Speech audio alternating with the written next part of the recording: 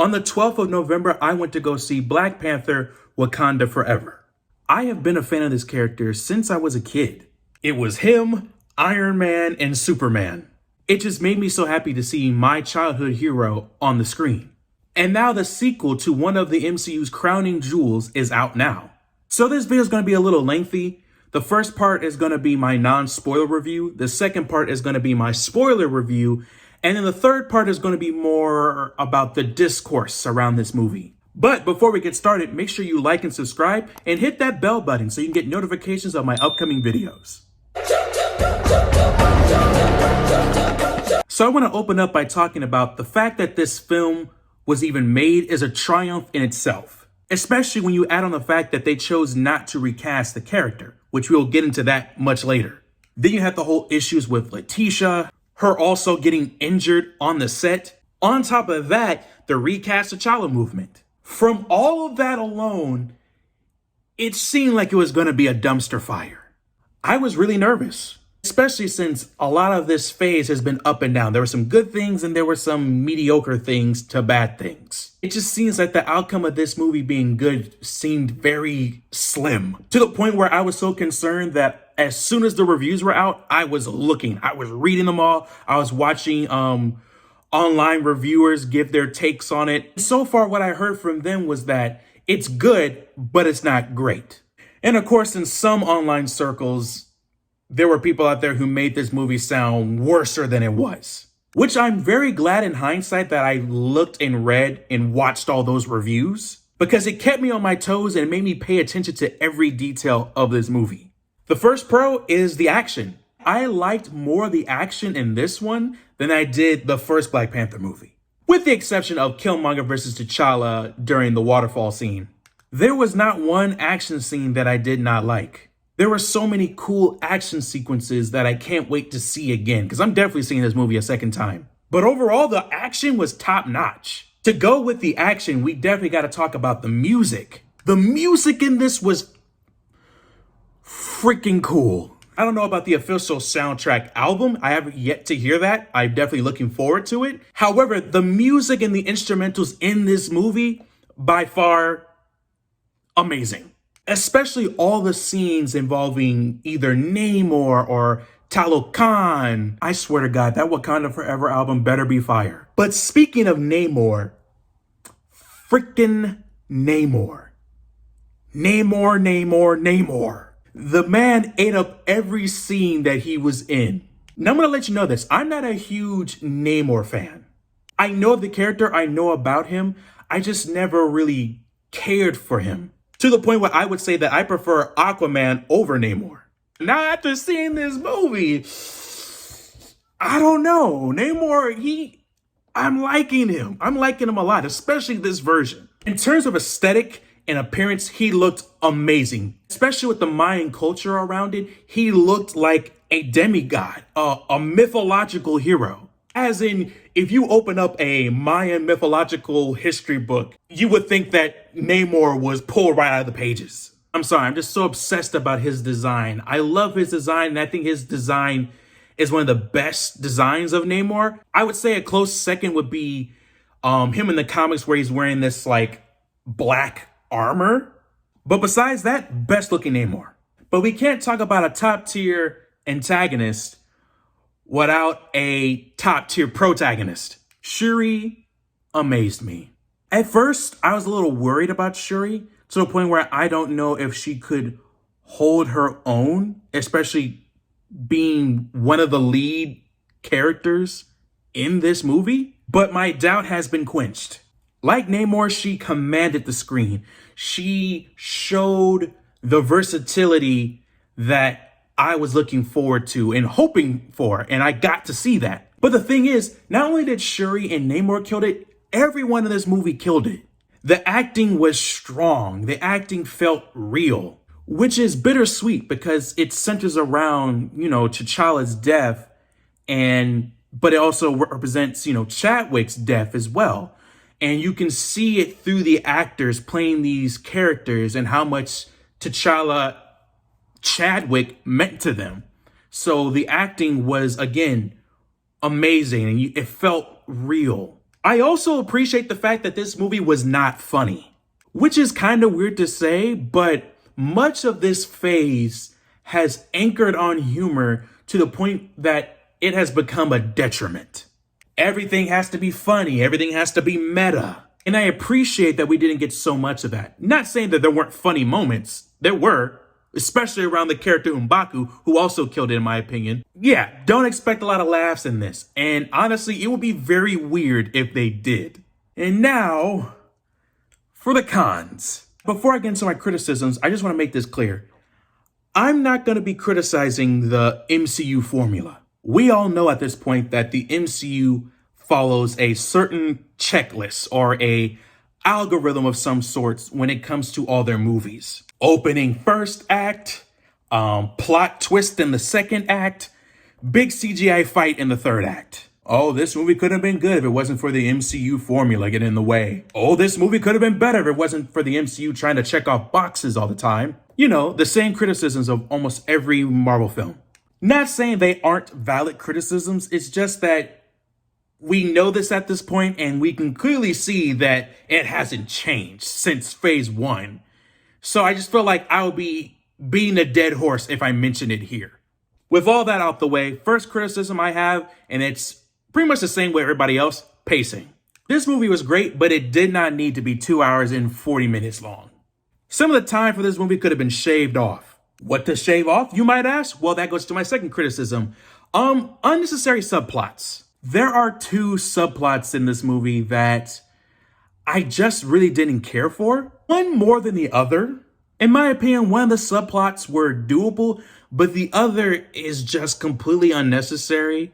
And it's clear as day that it's only there to set up future installments. I'll explain more in the spoiler section.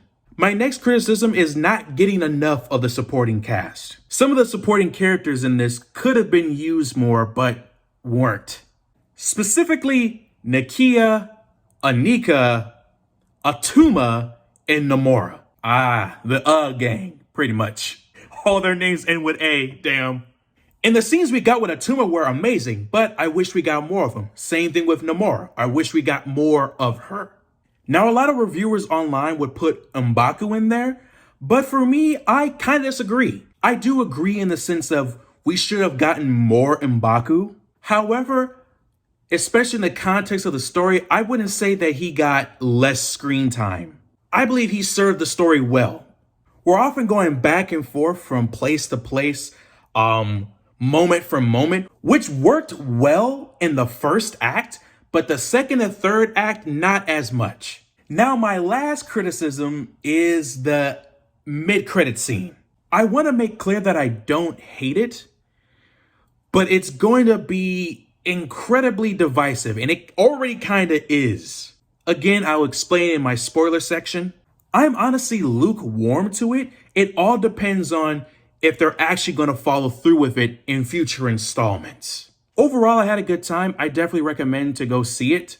However, if you're one of those people who's just like, nah, I can't watch it without Chadwick in it, I understand. But I definitely recommend that you go see Black Panther Wakanda Forever. And that's my non-spoiler review of Wakanda Forever. If you haven't watched it, go watch it and come back to the other part of this video.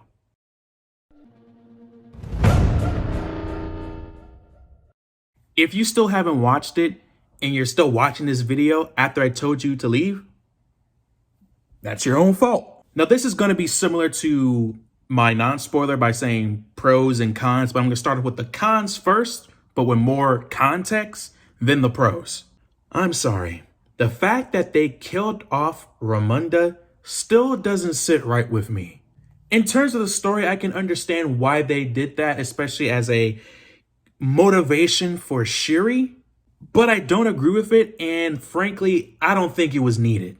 Now, there could be some behind the scenes reason why for that story decision, because one thing I feel like we as fans tend to leave out is the behind the scenes, the production, all those other factors. And I personally have been trying to add in that. In doing so, it actually makes me understand more why they went the way they do with some stories. Now, I don't know for sure if Angela Bassett said anything about not returning to the Black Panther franchise or the MCU as a whole. If that is the case, I can understand it. I'm sorry, her death was so random and just out there. You know that almost every Marvel film has like some type of plot twist that comes in there. I feel like this was that. And it didn't land, at least for me. Plus, you know, the movie centers around T'Challa's death. Do we need another person to die in this? Another prominent character to die in this? It just feels like an overload of death.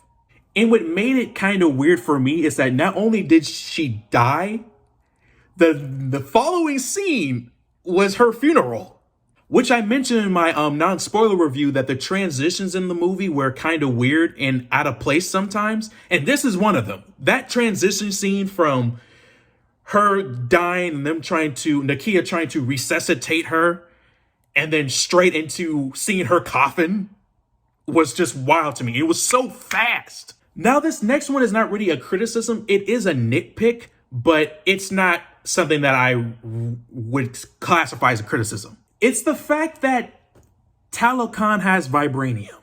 And the reason why I don't say it's a criticism is because in the story, they actually explain it pretty good.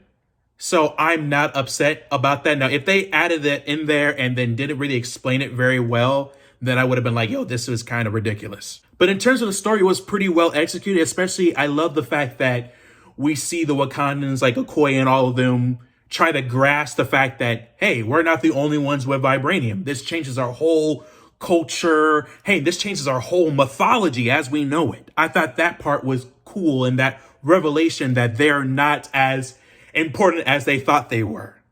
But as a comic book fan, I do think it is a little weird that another culture centers their whole being off of vibranium, just like Wakanda. But here's the thing. Vibranium being outside Wakanda is not unheard of. Like, I believe that in the comics, there's only two places you can find vibranium, is in Wakanda, and I believe it was Antarctica. And even then, they had kind of like jurisdiction over that. I don't know why, just to see Talokan have vibranium on the same level as Wakanda just threw my comic book fanboy brain for a loop for a second. For me personally, I think it would have been cooler if Talokan was a purely magical kingdom. Like, they don't rely on technology at all. All the stuff that they do is based off a magic around their country. And plus, it would have also been cool to see, you know, a high-tech nation go against a magical nation. And plus, you can have that whole theme of fantasy versus sci-fi. But again, that's just me. Now, this next criticism is about the mid-credit scene, as I mentioned in my non-spoiler review. I don't hate this. However, I am worried about it, and I'm lukewarm about it. Introducing the idea of T'Challa having a child is interesting, especially since, like, in the comic books, or at least in the main 616 universe, this man has no kids, and it honestly bothers me. Man got the baddest woman on the planet, the baddest mutant on the planet, had the audacity, no, the unmitigated gall not to have kids with her. I think in one of the comic books, one of the reasons why their relationship fell out, one of the first things that made their relationship turn sour is Storm wanted to have kids and T'Challa didn't. And I'm just sitting here like, bro, you're a whole ass king. King's supposed to have offspring. That's how it works. So for the simple fact that he has a kid, I do like it because, like I said, man never has kids. So that part right there, I do like. However, big brain, big picture, what will this do? Is this their way of replacing T'Challa? If so, I hope they follow through with that. I hope we see him grow up. He's involved in stuff, especially in the next Black Panther film or any installments involving the Black Panther. I just really hope that they didn't put that there as a way to shut us up, especially those who are part of the RecastTChalla movement. Because it could be interpreted as, oh, well, we didn't recast T'Challa, but hey, look, he got a kid. You win some, you lose some. A win's a win. Again, I'm not saying that's what they did, but it could be interpreted that way. Overall, I just hope that they follow through with this, and it would be cool to see, T'Challa Jr. become and do great things. Speaking of T'Challa, my next criticism, this is more of a small criticism, or you could argue that it's kind of a nitpick. T'Challa's death. So around 2016, Chadwick Boseman was diagnosed with colon cancer, and he suffered in silence about it. He didn't tell anyone. It was only a small hand of people knew about it. And unfortunately, he passed. So in the movie, they decided to go a similar route of T'Challa dying of a sickness. And they kept it vague. They didn't tell us what it was and what happened exactly. It's just that he's dying of a sickness. Shuri's trying to save him, but she ultimately fails. Now, for me personally, I didn't hate it. And sometimes I think that adding real world elements can make a story stronger. Maybe I'm just thinking about it from maybe some people's perspectives.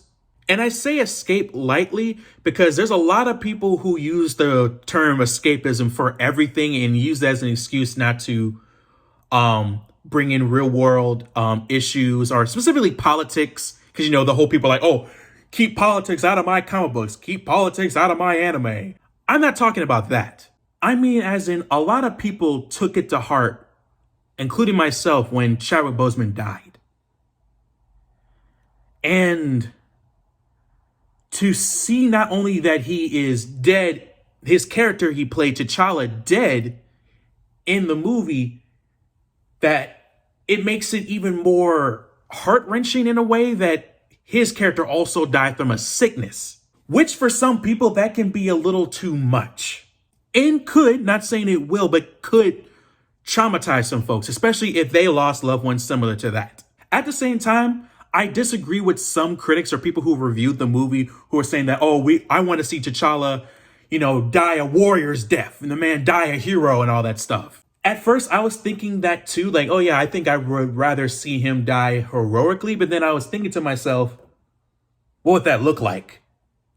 What would he be doing? What would he do that would set that up? Are we going to say that he got killed off by some random villain or something like that? Or, I mean, it's a can of worms in all of itself. I also heard another argument that, Wakanda is a very technologically advanced nation. You're telling me that they don't have that type of medicine? And again, I can understand that. But then again, for me, as a comic book reader, when in doubt to kill off a character, throw sickness in there. In comic books, there's always a character dying from some type of mysterious illness. Or for my anime fans, the illness plot, like what happened to Itachi. So for me personally, I wasn't traumatized by the fact that they chose to go the sickness route, because as a comic book reader, it just seemed very comic book-like for a character to die of an unknown sickness that no one really could cure. But as I mentioned earlier, it could rub some people the wrong way. Everybody talks about how some characters were underutilized, such as like Nakia, M'Baku, and all that stuff. And I understand it, but I don't agree. But one character I do agree that was underutilized as hell is Anika. They brought on Michaela Cole just to not really use her character. She shows up in the first act of the film and then the third act of the film. In the second act, she's pretty much non-existent. And even in the first and third act, it's like 2 scenes. And it does seem a little sour because when I heard that she was announced to be in this movie, a lot of people, including myself, were very excited. Some people thought that she was going to be Storm, but she ended up being Anika, which is still a great character because she becomes a member of the Midnight Angels. More on that part. If anything, that character was underutilized, especially with a very notable actress. But then again, it's not surprising because this is not the first time Marvel has done that. There are so many big name, amazing actors and actresses that have crossed the MCU just to end up being relatively nothing or get the short end of the stick. My next criticism will have to be the pacing. Like I said, it was longer than it needed to be. I think this movie could have been 2 hours or 2 hours and 20 minutes at minimum, especially when you take out the kind of unnecessary subplots. Those subplots being Riri Williams and Everett Ross and Valentine, the leader of the Thunderbolts. Now, I do like Riri Williams. I do love her portrayal. Dominique Thorne did an amazing job. And I'm honestly looking forward to the Ironheart series. In my opinion, she should have just been in the first and second act and not the third. Speaking of which, I liked her first Iron Man suit more than her second Iron Man suit. Don't get me wrong, her second Iron Man suit had some cool moments while she was in it, but I'm not too head over heels for the design. It felt like a mix of a mecha suit mixed with Power Rangers. Plus, the suit kind of feels redundant since she couldn't keep it at the end of the movie. Shuri literally walked up to her and said, "Hey, you know you can't keep that suit." And she's like, "Oh, that's what's up. Can I have my car back though?"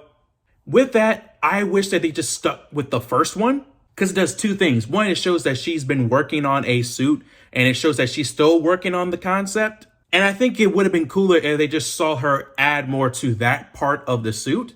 Not extra stuff like the second suit, but like, you know how there was the one scene where she flew up so high that she was about to lose oxygen and she went unconscious. I think that they should have added, if she was going to add some updates to it, she should have added a, like, you know, breathing mask, like the ones that jet fighters would wear. Just little improvements, but still kept the same, you know, design as her Mark 1. Overall, I liked Riri. I do think that her involvement in this movie was not as necessary. I do like what they did with her in the first act, but I feel like she was not really needed in the second to third act. But you know what was not needed in this film? Don't get me wrong, I love him to death, but Everett Ross and Valentina. I appreciate the character Everett Ross. I love Martin Freeman, but I just felt like his involvement in the story and that whole subplot with him and Valentina just felt so unnecessary. More unnecessary than Riri. That subplot, or, you know, Everett Ross and Valentina would have worked better just in the first act. Or keep Valentina and have her be the one who's orchestrating, you know, all the, like, the US and them moving on Wakanda. She kind of did, but it kind of felt like she wasn't as involved as she seemed. Just both of those subplots just could have been done better or just not done at all. But that's all the cons. Now let's get to the pros. Bro, I'm going to be honest with y'all. I love this version of Namor. And this might be controversial to say, but I love the fact that they changed him. Some people, well, I mean, like some people, you know, grifters and those people who claim to be Namor fans, but they really aren't, or acting like they're Namor fans now just so they can harp on the film. But to me, at least, these changes made him more interesting as a character compared to how he is in the comics. Don't get me wrong, I love Aquaman, but Aquaman stole Namor's whole freaking flow. Aquaman copied every single thing about Namor with the exception of the wings. But story-wise, plot, everything is pretty much the same. The only difference is that Aquaman grew up being, you know, seen as a human, and he lived amongst the surface dwellers compared to Namor, who didn't. So I honestly don't blame Disney, Ryan Coogler, whoever was in charge of deciding to change Namor to make him stand out more and not be compared to Aquaman. Some people argue that no, the change was not needed and people could understand the differences between Aquaman and Namor. I personally disagree with that, especially people who aren't comic book readers. Yeah, it would have been an issue, and especially if the film was bad, a lot of people would have been comparing him to Aquaman, and some people already do it now. This just added an extra layer of coolness to Namor. And the concept of Talokan, freaking dope. I love how Ryan Coogler went in on it. He didn't just, like I said, slap a random culture on there and just went, well, done. No, he really learned it. He researched it. He really made the culture play a role into his character and Talokan as a whole. The fact that Talokan is actually based off a Mayan afterlife for people who have drowned or have been struck by lightning, or anyone who has suffered a death revolving water. And when they die, they go to this underwater heaven, pretty much. And that was the basis of Talokan. That's dope as shit. And then the explanation or the origin story of how Talokan came to be was also cool. I like how they played into world history. The fact that Talokan exists is because, conquistadors came by and, were messing things up in South America. And on top of that, a lot of indigenous people were dying from smallpox and other sicknesses. And that was a response to that. And that's how Talokan came to be. That is amazing. And like I said in my non-spoiler review, Namor, aesthetically and how he carried himself, he felt like a demigod. Like he was literally stripped from a mythological story. Man felt like a mythological hero. And another thing I'm going to say that might get me in hot water, depending on the fan base, especially, DC fans, Namor is a better example of an anti-hero than Black Adam was. Almost every person that Black Adam killed was already like a bad guy or morally questionable. But Namor was killing anybody. Namor was indiscriminatory. He was like, death is rated E for everyone. That attack on Wakanda, that was some real almost villain-like shit. Flooding Wakanda, drowning people. We saw some of the Talokan warriors grabbing people and forcing them to drown and killing them, all under Namor's control. On top of that, killing Queen Ramonda and shit, almost killing freaking M'Baku, the way he punched the shit out of him. And what truly makes him an anti-hero is because he's doing this for his people. He's trying to protect his people no matter what the cost. If that requires killing this young girl who made the machine that made vibranium, so be it. If that means destroying Wakanda, so be it. Namor over Black Adam any day. Now let's talk about that Killmonger scene. Now, I was online the other day before I saw the movie, and I was looking up the cast of Wakanda Forever, and I saw Michael B. Jordan's face pop up on there, and I was confused. I'm like, what? Why did his face pop up? Is the algorithm of Google thinking that I'm asking for the first Black Panther movie? That just threw me off. The way that they used Killmonger was awesome. So when she finally went to the ancestral plane and she saw Killmonger instead of her father, her brother, not even her own mother, which she thought was going to be her mother, it was Killmonger. And the way they explained it was so cool that Killmonger was coming up as just like, hey, the reason why you're seeing me is because you got vengeance in your heart, girl. And who knows vengeance better than I do? And that conversation between them was so good. One of the best, I would say dialogue-wise, is one of the best in the movie. And the visuals of the throne room and the ancestral plane like that. And we see, Killmonger just chilling in the throne like that, how he did in the first movie. I also feel like they did that to also shut up those group of people who are just like, oh, revive Killmonger, and make him king of Wakanda.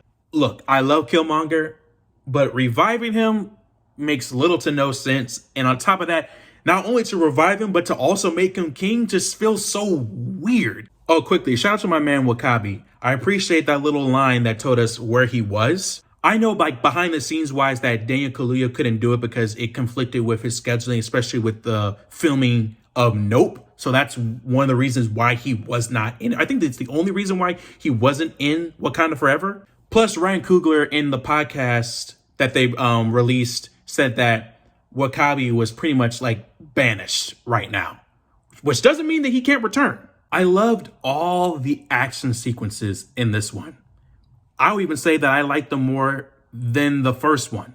Especially that scene where we are introduced to Namor and the Talokan warriors. The way that they used singing The siren song, oh my God, that was awesome. Speaking of which, I love how the music played a lot with this. The Namor attack on that ship, I love how it started off as singing in the background by the Talokan warriors. And I love how it transitioned to actually being like the instrumental of the scene. I thought that was so cool. And by the way, that scene was by far one of the scariest scenes ever, especially if you have like if you have a fear of the ocean. If you have the fear of the ocean, if you've heard all those ocean mythologies and like, scary stories, it really plays into that. And wow. Last time I was scared in a Marvel film was when Scarlet Witch popped out that goddamn freaking gong in Multiverse of Madness. But yeah, all the fight scenes were top tier. The fight between Atuma and Okoye, I love that, especially after Atuma knocks down Okoye, and when he sees her spear on the ground, he kicks her spear to her. So he's like, oh, we can go again. That part was awesome. Honestly, the whole little bit between Okoye and Atuma was cool. And I like how they paid it off later when they fought each other in the third act. I love how we saw the full scale and power of Namor. The way he threw that helicopter around and killed those two people was wild. I love the way he flies. Some critics or people were saying like, oh, I wish he flew more like Superman or Black Adam. And I'm like, what? That would look so weird if Namor flew like that. And plus it makes more sense for, how he can fly. I mean, he has wings on his ankles. So of course he will look more like he's air jumping. I love how he looked like he was air jumping, gliding across the sky. I like how he would he drifted. I love the scene where he drifted in the air to turn around and stab that Wakandan aircraft. They pretty much showcase all of Namor's powers except for one. And that is his ability to communicate with, sea creatures. Which it seems like they went the route that I guess the people of Talokan can all do that. Because we see them ride whales, which is another cool part. And I'm not gonna lie, I like the whales or them riding whales more than the rhinos in the first one. Don't get me wrong, I love the fact that they use the rhinos, especially since it's a callback to one of Black Panther's comics. But the whales, the usage of whales was so much cooler. But yeah, it seems like, I guess, the people of Talokan can all, I guess, have a relationship with sea life. Or who knows? It might be a power we might see in future installments for Namor. With that being said, I'm also happy that they did not kill Namor. I would be so livid if they killed him off.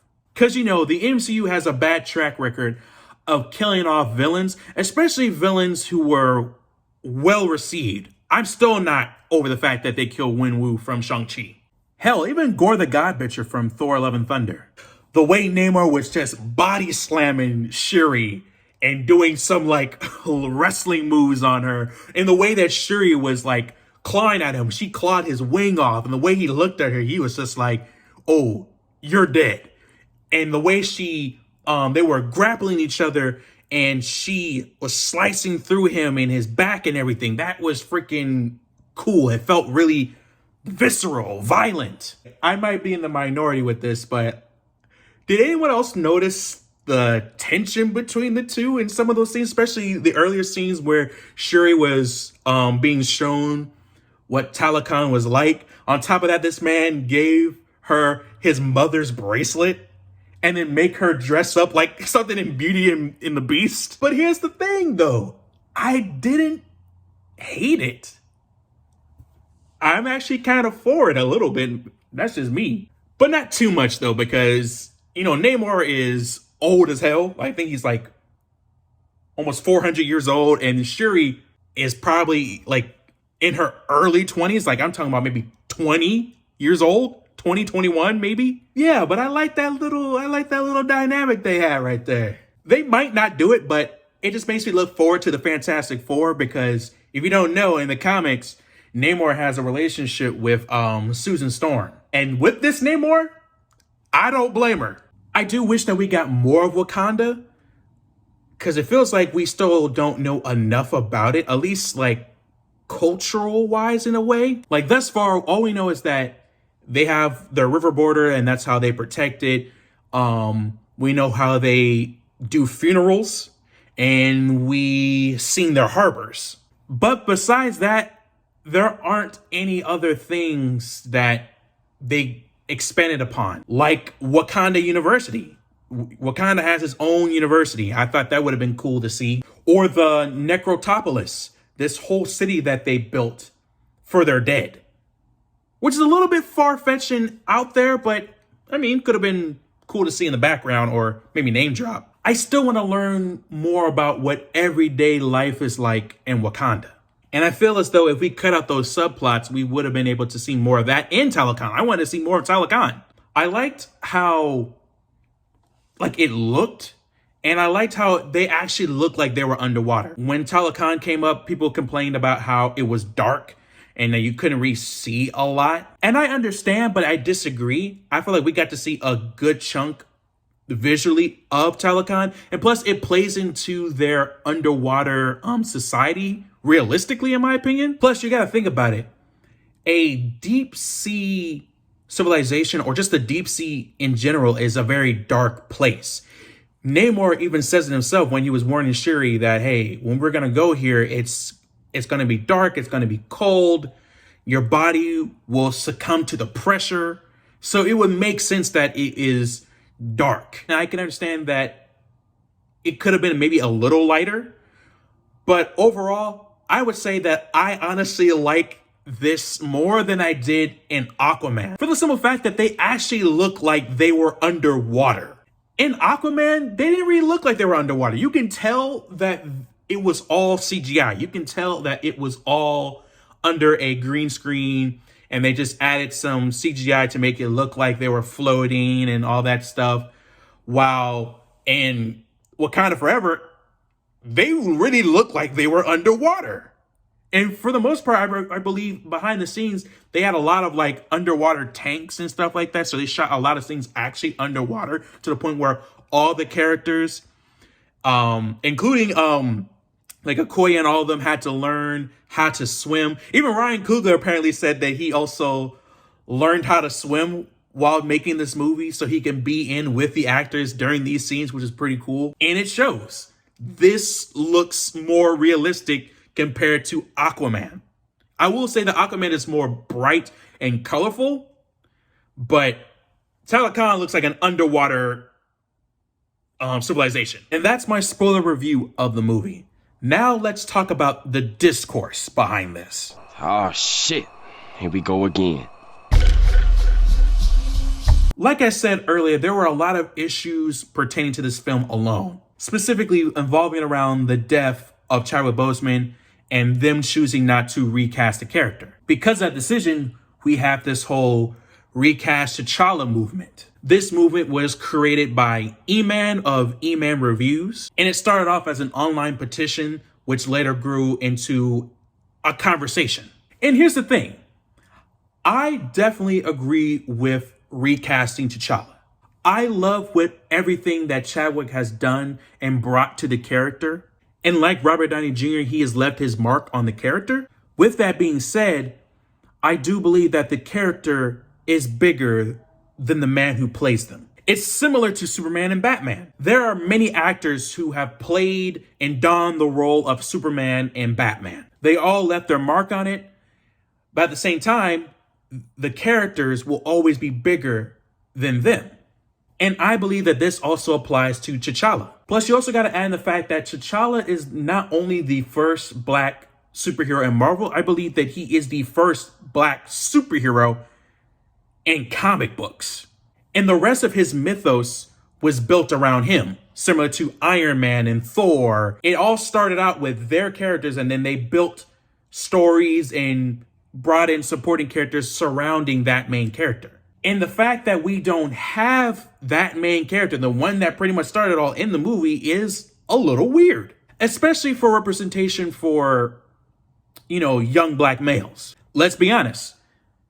T'Challa, the Black Panther, is like the only like prominent black male character superhero in the MCU, especially having his own film and everything. Don't get me wrong, I love Rhodey, War Machine, I love Sam Wilson's Falcon, now Captain America, but T'Challa is different. Like I said, first black superhero in the MCU to get his own movie, etc., etc. Plus, if you take away T'Challa and even Rhodey and Sam, there are a lot of prominent black characters or black male characters in the MCU. And now thinking about it and looking back at Wakanda Forever, the only prominent black male in the movie is M'Baku, and it's just him and that's it. So of course some black men felt a certain type of way about that. Though I agree with the recast T'Challa movement and I support it, I didn't sign the petition, but I heavily do support it.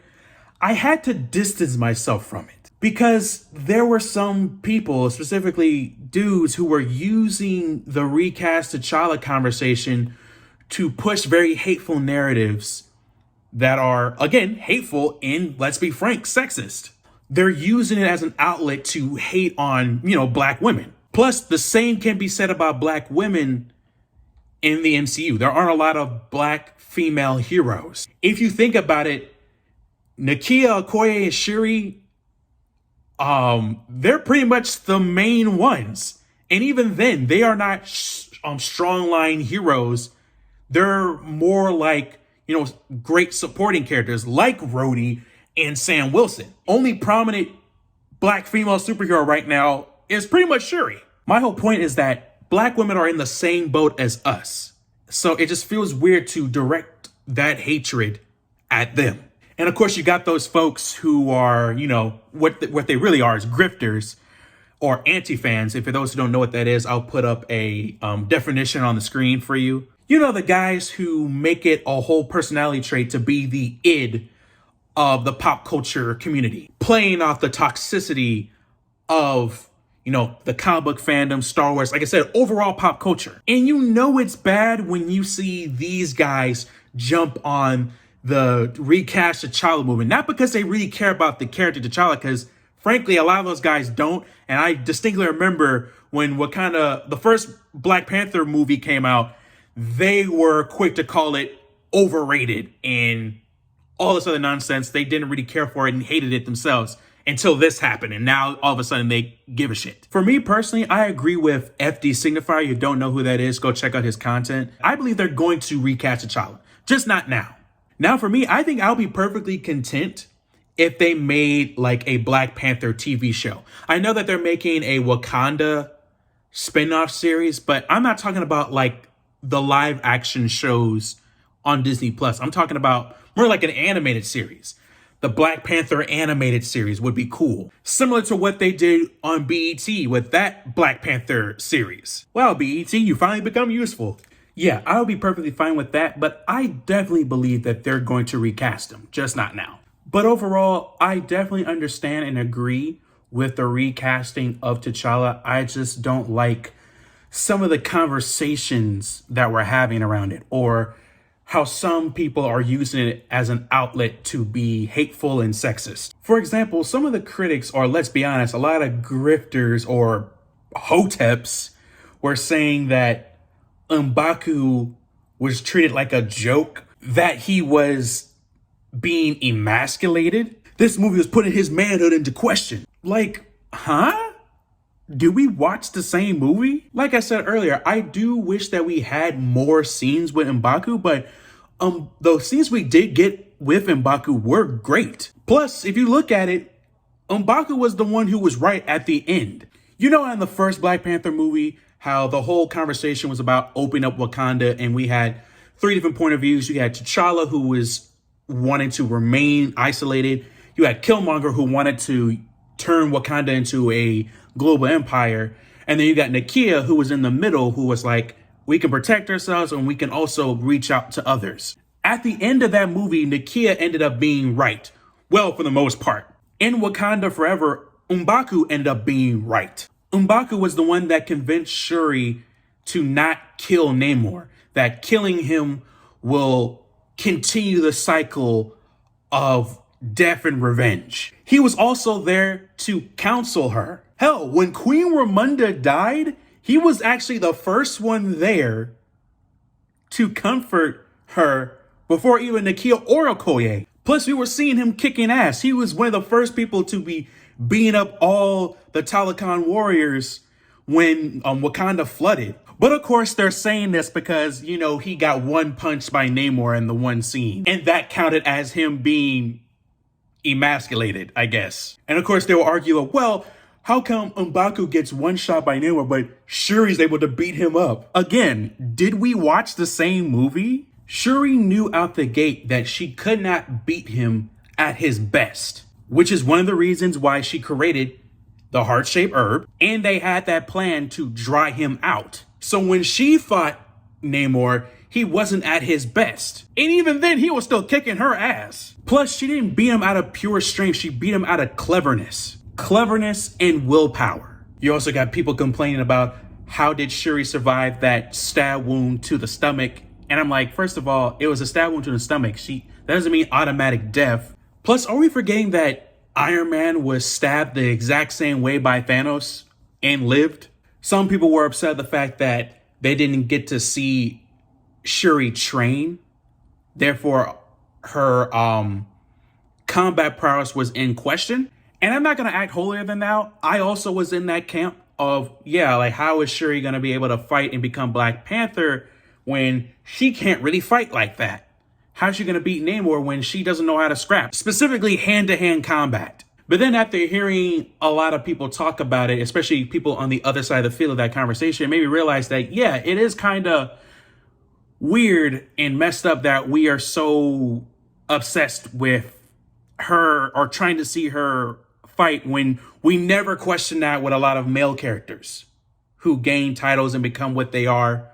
And no one questions are they able to fight or not? They just somehow able to get it and we just roll with it. But when it comes to female characters, we have all these extra questions we never had before. Of course, there was also discourse about, you know, the changes to Namor. You know, that crowd about, oh, don't change this. Why change that? And we had a lot of people who were upset about this, calling themselves Namor fans when most of the time they really aren't Namor fans. They're just doing that to save face and use it as a way to speak on it. Now, I'm not saying that there aren't Namor fans out there. There are. I've actually met some.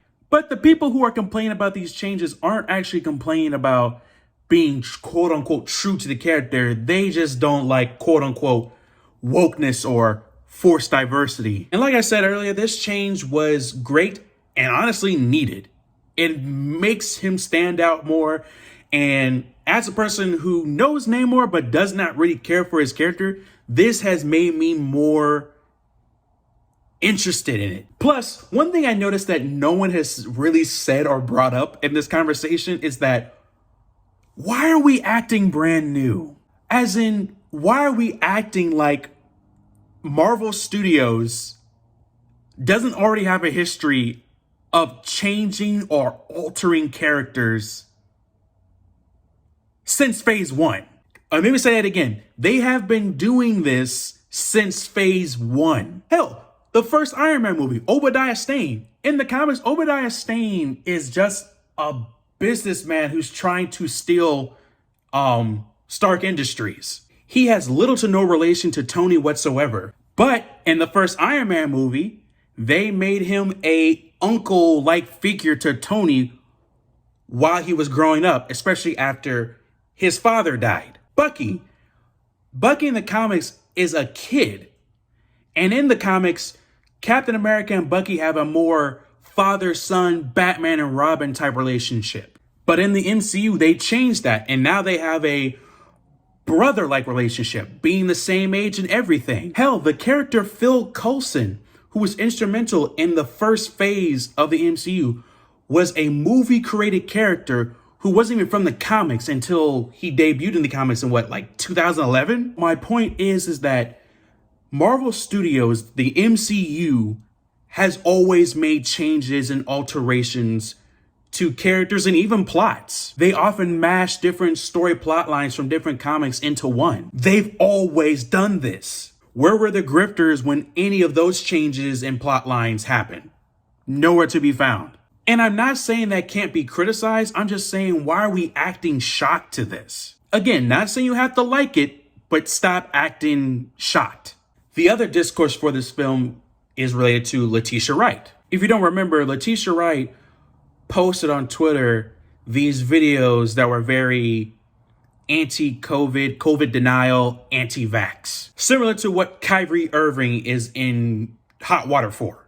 And a lot of people were alarmed and uncomfortable by it, to the point where there were a lot of people who wanted Letitia fired or even recasted herself. Now that right there, that is a matter of your own prerogative. I know me personally, I had my issues with it, but to me, it seems like she learned her lesson, I guess. And I'm a person who believes that some people can be redeemed for some of their actions, depending on what they were. And that right there, it seems like she learned her lesson. She hasn't done anything like that since. And plus, what I've heard as well is that that whole thing was blown out of proportion. Some actors, specifically Angela Bassett, came out and said that she never heard Letitia do those things or say those things, because there was a rumor that Letitia went around set telling people anti-vax information. But this was never confirmed. Plus, if it was that big of a deal, they would have removed her.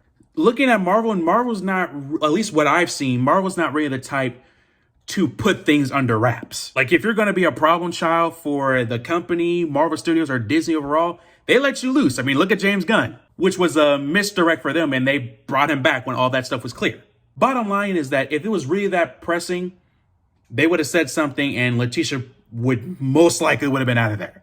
Now, the last part of the discourse that I want to talk about is the grifters. The grifters, the anti-fans, the pop culture ids. These guys make a literal living off of being toxic. And you can say they quote unquote have been having a field day with this phase of the MCU.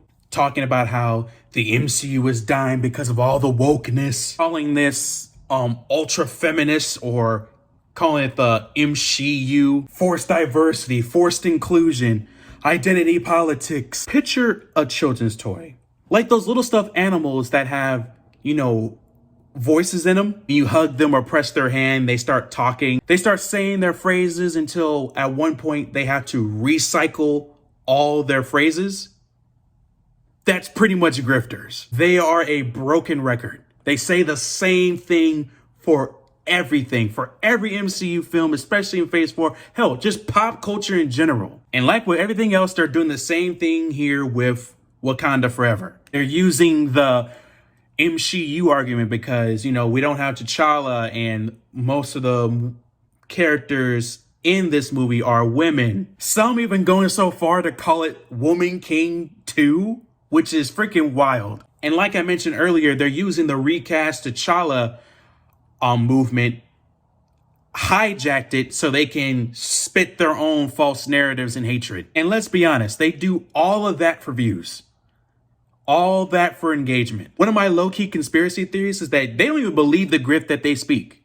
They just do it for the money. And of course, they make silly projections about the success of a movie or a TV show. They're doing it right now with Wakanda Forever. That they're saying that it's going to flop. It's going to do bad critically, when it didn't. Funny enough, it actually has the same critic score, both critics and audience score, as Infinity War. They were wrong about the critic scores. Now they're talking about it's going to do bad in the box office. It made over $330 million globally, 180 just domestically. And now they're saying it's not going to do well going into the coming weeks. You see how the grift keeps changing when it doesn't fit their narrative? But grifters got a grift. And honestly, I'm not too worried about them. Here's the thing. They have been doing this for years. They moaned and groaned, complained and whined about wokeness and all that stuff in Hollywood. But as you can see, and let's be frank here, let's just be real, no one's really listening to them. And mind you, they have been prominent since 2015, 16. I would say even earlier than that. And as you can see, all that complaining and no work to show for it. But Mizu, when you go woke, you go broke. I'm clearly not. Plus, we all know that at the end of the day, Hollywood and all these Hollywood studios care about money.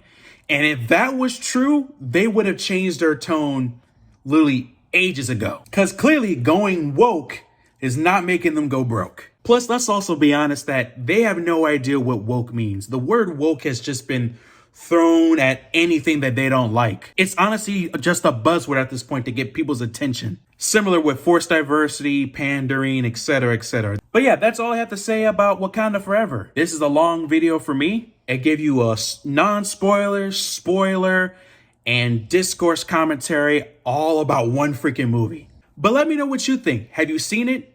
Did you like it? Did you not like it? Let me know your thoughts in the comments. Make sure you like and subscribe and hit that bell notification. And I will see y'all next time. My village misty, keys Same, in the midst is where we're sitting. Mizukage, this means you show guns, watch the clock. This means you show